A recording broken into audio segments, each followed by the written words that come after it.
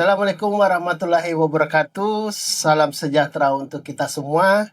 Om Swastiastu, Namo Buddhaya. Salam kebajikan. Halo Sobat Rukun, dalam rangka menyambut hari ulang tahun kemerdekaan Republik Indonesia, podcast Kerukunan Sulsel FKUB Sulsel menyapa. Menghadirkan ruang dialog yang mengajak kita merefleksikan makna kemerdekaan bukan hanya sebagai peristiwa sejarah, tetapi sebagai energi untuk merawat persatuan bangsa.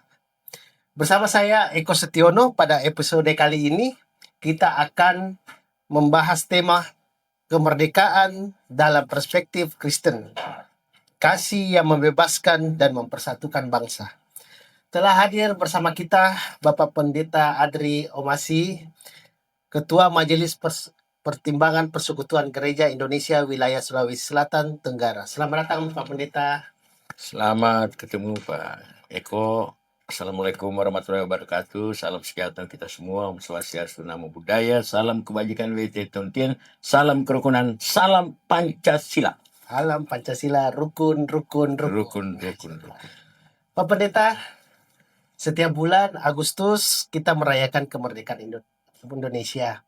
Menurut Bapak, apa makna kemerdekaan bagi umat Kristen? Ya, kalau mau langsung ditinjau dari perspektif Kristen, maka kemerdekaan ini adalah sesuatu yang sangat-sangat fundamental dalam kehidupan kita beragama Kristen. Nah, kemerdekaan itu kan kita berarti keluar dari perbudakan atau penjajahan yang kemarin kita tahu, penjajahan Belanda, Jepang, ya, dan seterusnya, dan kita merdeka. Nah, tapi dalam perspektif Kristen, kemerdekaan itu digambarkan bahwa kita ini dulu hidup dalam perbudakan dosa, ya, tetapi kita ditebus sehingga kita keluar dari perbudakan dosa dan kita menjadi orang-orang merdeka sebagai orang Kristen. Nah, kemerdekaan itu sangat penting bahwa status kita sudah berubah dari orang-orang yang dikuasai oleh dosa, dijajah, dibelenggu oleh dosa, menjadi orang-orang yang merdeka. Merdeka dari kejajahan berarti. Ya. Kalau melihat Pak Pendeta, kalau melihat kondisi saat Indonesia saat ini, menurut Bapak Pendeta bagaimana umat Kristen dapat menunjukkan rasa syukur atas kemerdekaan dalam kehidupan sehari-hari, bukan hanya melalui upacara atau perayaan-perayaan besar, Pak Pendeta? Iya. Ya, memang sebagai kelompok Kristen, kemerdekaan itu menjadi hal yang sangat penting, sudah seperti yang saya katakan. Jadi memperingati hari kemerdekaan itu di jemaat-jemaat gereja-gereja itu mengadakan banyak-banyak kegiatan, dan selalu pada tanggal 17 Agustus itu ada ibadah di gereja walaupun bukan hari Minggu.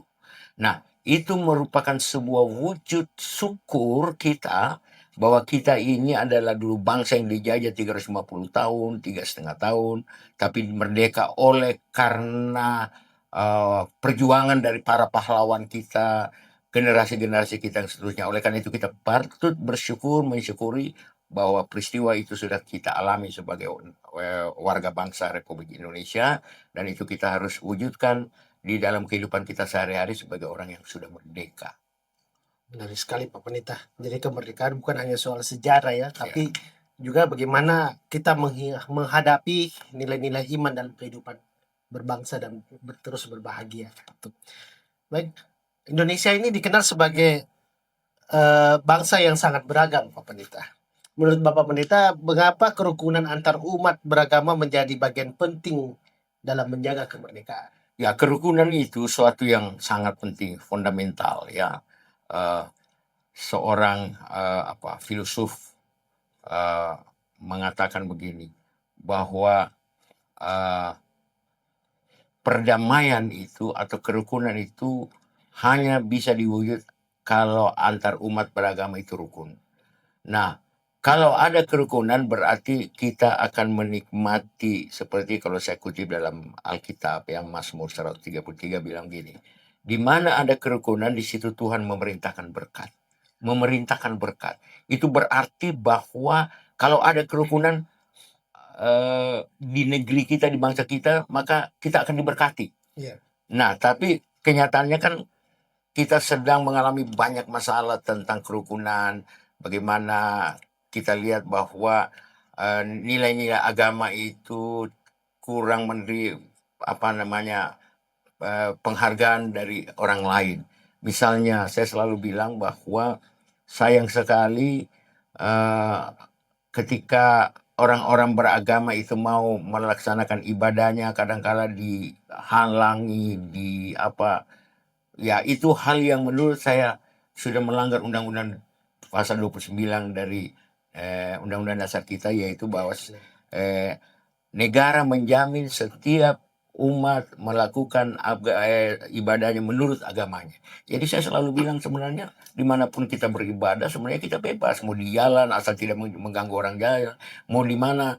Tapi sekarang kita sudah punya rumah ibadah, mau ibadah kadang-kala diganggu dan sebagainya. Inilah yang perlu dibenahi.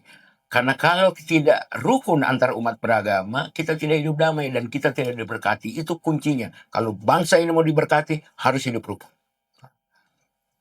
Bangsa yang diberkati adalah bangsa yang bisa menghidup rukun dengan Ya, perbedaan masing-masing. betul. Pemerintah. Baik. Sebagai tokoh gereja, pemerintah yang juga aktif membangun komunikasi lintas agama, pengalaman apa yang paling berkesan bagi Bapak dalam membangun kerukunan di Sulawesi Selatan? Iya, saya selama 10 tahun di sini, hampir 11 tahun ya, menjadi wakil ketua Forum Kerukunan Maragama, dan itu memang sesuatu yang sangat legacy ya bagi saya. Dan juga dalam komunikasi dengan umat beragama lain, misalnya saya menjadi pembina penasihat di Gus Durian ya, itu sesuatu yang luar biasa sekali. Dan dalam komunitas lintas agama itu saya selalu hadir di situ ya. Nah, Mas Eko juga ya Ya. selalu hadir. Nah, ini membuat kita benar-benar menganggap bahwa siapapun orang yang hidup di Republik ini punya hak untuk melakukan ibadahnya dengan baik dan sebagainya. Dan kita selalu bukan membela ya, mendampingi mereka yang mendapat perlakuan yang tidak baik dalam keagamaan. Nah, oleh karena itu saya pikir saya selalu kutip dari teman-teman Muslim bilang, agamamu agamamu, agamaku agamaku. Mari kita urus agama kita masing-masing. Janganlah urus agama orang lain. Artinya malah saya kalau seandainya punya tanah dan sebagainya, ada orang mau bangun rumah ibadah lain, saya persilakan, kalau perlu saya hibahkan gitu loh. Ya. Tapi yang terjadi kita malah melarang orang. Gimana itu, gimana? Pak Nasaruddin Umar pernah bilang begini, lebih baik banyak rumah ibadah kita bangun daripada rumah-rumah maksiat. Karena dimanapun rumah agama apapun, dia dirikan situ untuk menyembah Allah, memuji Allah. Tapi rumah maksiat tapi dapat izin untuk membangun panti pijat lebih gampang daripada dapat izin membangun rumah ibadah. Itu kan persoalan itu. Nah, ini yang saya selalu marah juga. Karena ya kadang-kala kita tidak saling Nasaruddin Umar pernah bilang begini, kalau Al-Quran diperas tinggal satu kata itu menjadi cinta. Dan Pak Nyoman juga dari PHDI mengatakan kalau kita beda diperas tinggal satu kata menjadi damai. Saya juga bilang kalau Alkitab diperas menjadi satu kata itu kasih. Bayangkanlah kalau Republikan ada kasih, ada damai, ada cinta. Kita pasti diberkati seperti yang Tuhan bilang, ya kan? Di mana ada kerukunan di situ aku memerintahkan berkat. Sehingga kalau ada kerukunan tentu kita akan diberkati. Dan mudah-mudahan tahun 2045 itu tahun emas, bukan tahun perunggu, bukan tahun perak. Ya. Kita tidak bisa mencapai tahun emas kalau tidak rukun. Nah, oleh karena itu pemerintah harus menegakkan hukum. Jangan biarkan orang-orang yang mengambil hak untuk orang beribadah dilarang dan sebagainya. Itu menjadi hal yang sangat penting. Ya, Baik. penegakan hukum. Baik, Pendeta. Sangat penting sekali dalam pengalaman ini. Oke. Baik, Pak Pendeta. Terima kasih pada Pak Pendeta. Terima kasih waktu dan pemikiran yang telah kita bagikan. Dan perbincangan ini kita belajar bahwa kemerdekaan bukan hanya warisan sejarah, tetapi juga tanggung jawab bersama.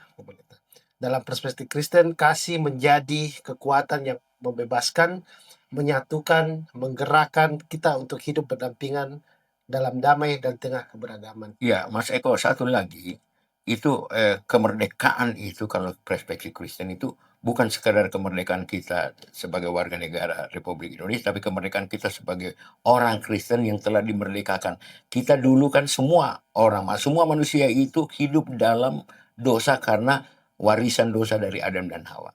Nah, tetapi kita sudah dimerdekakan, itu berarti kita sudah diangkat sebagai orang-orang yang dimerdekakan dari belenggu, dari perbudakan dosa. Sehingga orang-orang Kristen itu harus menjadi orang-orang yang mencerminkan bagaimana dia tidak lagi tidak lagi dengan dosa, ya, dan sebagainya. Misalnya contoh sederhana, ini penting sekali. Selama saya di Jerman 6 tahun, saya tidak pernah mendengar berita di koran, di televisi itu korupsi. Padahal di sana orang beragama itu tidak sampai 50% lagi. Ya. Tetapi di Indonesia orang beragama 101%. Tetapi luar biasa, pancuri, korupsi dan sebagainya, ya. Nah, inilah yang menjadi hal. Sehingga saya selalu bilang, apakah agama itu menjamin orang tidak beragama malah lebih bagus dari orang beragama. Nah, oleh karena itu koreksi untuk kita semua orang beragama. Mari kita menjalankan agama kita. Karena agama kita mengatakan jangan mengambil hak orang, jangan mencuri. Kalau kita mencuri, nah 1 rupiah dengan 1 triliun sama aja itu mencuri. Baik. Ya kan? Itu pesan saya. Terima kasih Pak Pendeta. Sangat penting untuk kita dalami dalam momen kemerdekaan Indonesia ini. Oke, baik. Terima kasih para penonton. Dalam hal ini kita sudah di penghujung acara.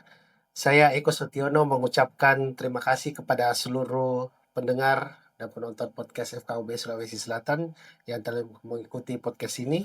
Dirgahayu Republik Indonesia, merdeka, merdeka. Merdeka, merdeka, merdeka.